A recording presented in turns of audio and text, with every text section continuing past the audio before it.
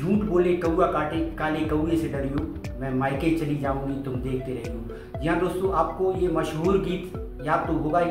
इस गीत के रचयिता स्वर्गीय विट्ठल भाई पटेल के घर में आज हम मौजूद हैं और आप मेरे पीछे देख रहे होंगे स्वर्गीय विट्ठल भाई पटेल की यादों में कितनी चीज़ें आपको दिखाएंगे हम। आप देखिए इस गैलरी में विट्ठल भाई पटेल के समूचे व्यक्तित्व को आप देख सकेंगे। थोड़ा सा आप गैलरी में पहले विट्ठल भाई की यादों को नजर डालिए, फिर हम आपको विट्ठल भाई की किन कारणों से हम याद कर रहे हैं वो बताते हैं। स्वर्गीय विट्ठल भाई जी की 7 सितंबर को पुण्यतिथि है। इस अवसर पर हम उनको याद कर रहे हैं। एक राजनेता, एक ईमानदार राजनेता, एक उच्च कोटि के गीतकार, एक दोस्त, एक बेहतरीन इंसान के रूप में विट्ठल भाई जाने जाते थे। उनके अनेक किस्से हैं जो उनके साथी बताते हैं। इनमें से हम कुछ किस्से आपको दिखाएंगे भी और सुनाएंगे भी। आज चर्चा करते हैं विट्ठल भाई के उस व्यक्तित्व की जो संस्कृति धर्मी के रूप में सामने आया था। ये विट्ठल भाई जी का वो कक्ष है जहाँ उनकी स्मृति संजो के रखी गई है उनके परिवार द्वारा। इनमें से आप देखेंगे बहुत सारी चीज़ें ऐसी हैं जो धर्मवीर का वो गोल्डन जुबली है जो यहाँ संजो के रखा गया है। कई फिल्मों की प्रीमियर जो हुए वो विट्ठल भाई जी ने की यहाँ यादें शेष हैं। तो विट्ठल भाई जी के बहुआयामी व्यक्तित्व को बहुत विस्तार से समझाया जा सकता है, उसको बहुत किया जा सकता है, पर हम इस विस्तार के कुछ अंश आपको दिखा पा रहे हैं, कुछ अंश की चर्चा कर पा रहे हैं। विट्ठल भाई जी इतने दिलदार इंसान थे कि उन्होंने ना जाने कितने लोगों की मदद की, ना जाने कितने लोगों को आगे बढ़ाया, ना जाने कितने लोगों के साथ वो अपने साथ लेके और बम्बई गए, उनने उनको वो स्थान दिलाया। विट्ठल भाई जी की ये बहुत सारी बातें हैं जो बहुत विस्तार से की जा सकती हैं। इस समय हम चर्चा करेंगे केवल फिल्मी तौर पर जो उन्होंने गीत लिखे और फिल्मकारों के साथ उनका सानिध्य रहा। स्वर्गीय राज कपूर उनके परम मित्रों में से थे, मनोज कुमार, लक्ष्मीकांत प्यारेलाल, सारे गीतकार संगीतकार उनके परम मित्रों में से रहे। बॉलीवुड में उनका एक अलग ही व्यक्तित्व का धाक थी। बॉलीवुड में वो 60 के दशक से जो सक्रिय हुए तो 2010 तक सक्रिय रहे। एक अंतिम गाना 1987 में जो उनका आया था, अभी उम्र नहीं है प्यार की, नादा है वो क्या जाने। ये गाना जब रिलीज हुआ तो इसमें गाने के रचयिता के रूप में विट्ठल भाई जी का नाम नहीं था। बाद में इस गाने के लिए को लेके विट्ठल भाई जी ने की मित्र ने आपत्ति जताई। विट्ठल भाई ने इसको आपत्ति में नहीं लिया था। उनका फोन आया, ऐसा मित्र बताते हैं। इसके बाद फिर गीत के रचयिता के रूप में विट्ठल भाई जी का नाम जोड़ा गया था। तो विट्ठल भाई जी ने ऐसे लगभग 40 गीत लिखे हैं जो आप लोगों ने भी सुने होंगे और आप लोगों ने भी उस दौर में मजा लिया होगा। नई पीढ़ी शायद इस चीज़ को न जानती हो, पर विट्ठल भाई जी के बहुआयामी व्यक्तित्व पर चर्चा हम लगातार करते रहेंगे। इस वक्त हम मौजूद हैं सागर के भगवानगंज के उस भवन में जो राधेश्याम भवन के नाम से जाना जाता है। पुराना राधेश्याम भवन आप मेरे पीछे देख रहे होंगे। ये भवन दशकों से सागर के सांस्कृतिक इतिहास का साक्षी है और इस सांस्कृतिक इतिहास को समेटा था स्वर्गीय विट्ठल भाई पटेल ने। सागर के साहित्यकार, इतिहासकार, राजनेता सब कुछ थे वो। और यह भवन ऐसे ऐसे आयोजनों के लिए जाना जाता था जो एक तरीके से उस जमाने के सबसे बड़े आयोजन होते थे। यहाँ राज कपूर से लेकर छोटे छोटे कलाकार सभी आए।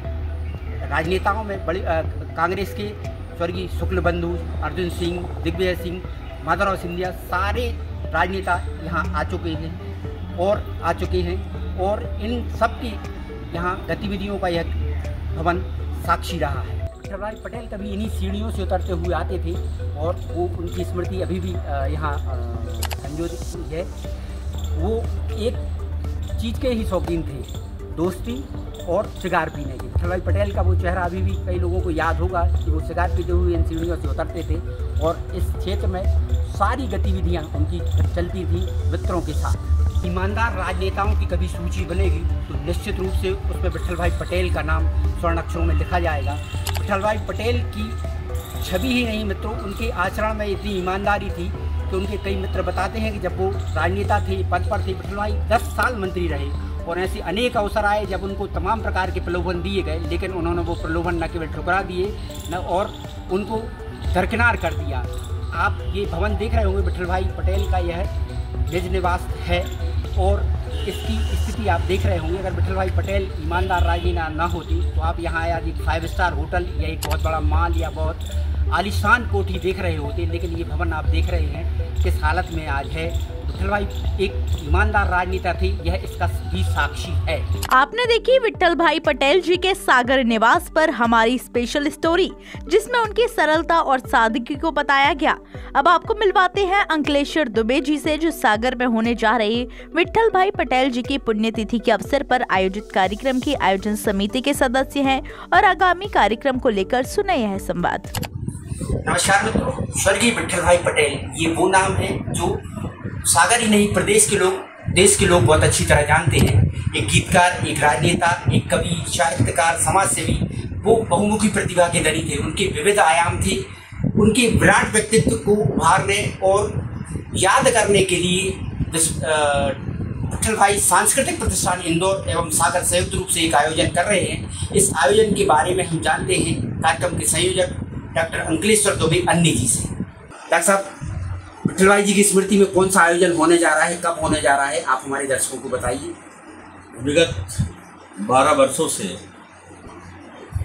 इंदौर के हमारे साथी ललित अग्रवाल जी द्वारा एक प्रतिष्ठान बनाया, जिसका नाम विट्ठल भाई पटेल सांस्कृतिक प्रतिष्ठान के बारे में हम आपको बताना चाहते हैं कि विट्ठल भाई जी की यादों को संजोने के लिए, चिरस्थायी बनाने के लिए यह आयोजन किया जाता है।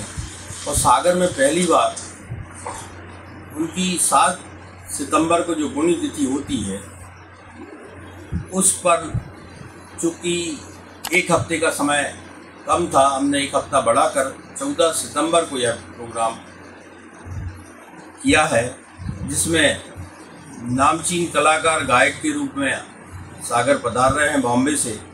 साईराम अय्यर जी हैं जो लता और किशोर और अन्य जो कलाकार हैं जिनने गाने गाए थे, उनकी आवाज़ में गाना गाते हैं। ईशिता विश्वकर्मा जो कि सोनी टीवी के कार्यक्रम सारेगामा में 2010 में विजेता रही, वो आ रही हैं। अनिल श्रीवास्तव जी किशोर को बहुत ही अच्छा कॉपी करते हैं। इकबाल खान जी जो हैं ये रफ़ी साहब को गाते हैं। तो ऐसे 4 महान कलाकार विट्ठल भाई जी के गानों को, चाहे झूठ बोले कौआ काटे हो या ना मांगू सोना चांदी हो, ऐसे सुपरहिट गाने जो उस समय की हुआ करते थे, गाएंगे। उनकी साहित्य कला की और गीतों की अवार्ड्स जो मिले उसकी प्रदर्शनी भी लगाई जाएगी।